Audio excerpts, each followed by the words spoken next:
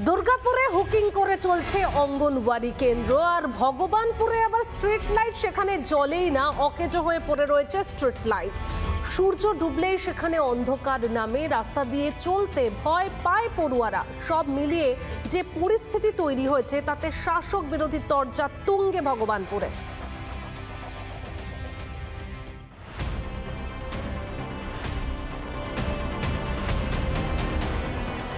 পথবাতি রয়েছে কিন্তু জ্বলে না আলো। দীর্ঘ 4 বছর ধরে অন্ধকারে ভগবানপুরবাসী। অর্থাৎ 2015 সালে তৎকালীন সাংসদ শিশির অধিকারী তিনি তার নিজের তৎপরতায় ভগবানপুরের বুকে পথবাতি বসিয়েছিলেন, যেখানে গোটা ভগবানপুরের প্রায় 2.5 কিলোমিটার পথ ধরেই কিন্তু বসেছে পথবাতি।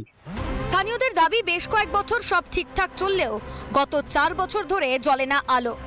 এতেই কলেজ ফেরত পড়ুয়া থেকে নিত্যযাত্রী সকলেই বাড়ি ফিরছে ভয় নিয়ে। অন্ধকারে যদি কোনো অঘটন ঘটে, তাই দ্রুত আলোর ব্যবস্থা দাবি ভগবানপুরবাসীর। নিরাপত্তা নাই, নিয়েছে স্কুল থেকে বাড়ি যেতে পারেনি, রাত্রিতে বাড়াইতে পারেনি। লাইট জ্বললে তো সবসময়ের জন্য সুবিধা হয়, কিন্তু সবসময় অন্ধকারে যেতে হচ্ছে, আসতে হচ্ছে। অভিযোগ বারবার প্রশাসনকে জানানো সত্ত্বেও অবস্থার বদল হয়নি।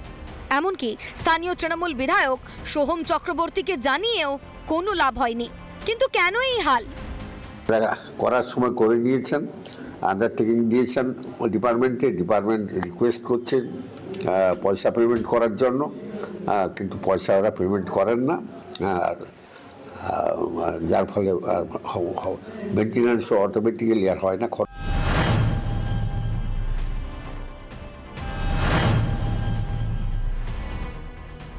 একটা লোককে আমরা কতবার গিয়ে বলবো, কতবার সে বলবে? স্থানীয় পঞ্চায়েত সমিতি তাদের যদি উদ্যোগ না থাকে, স্থানীয়ভাবে যদি এখানকার যে সমস্ত গ্রাম পঞ্চায়েত গুলো চলছে তাদের যদি উদ্যোগ না থাকে, তাহলে অ্যাকচুয়াল মানুষ ভুগবে। যখন পিএইচির কাজ হয় সেই সময় বিভিন্ন জায়গায় আমাদের লাইন ডিসকানেকশন বা কেটে যায়। আমরা দপ্তরে জানিয়েছি এবং দপ্তর আমাদের আশ্বাস দিয়েছে, আশা করি ডিসেম্বরের মধ্যে আবার যেমন লাইট ছিল সেরকম লাইট আবার জ্বলবে।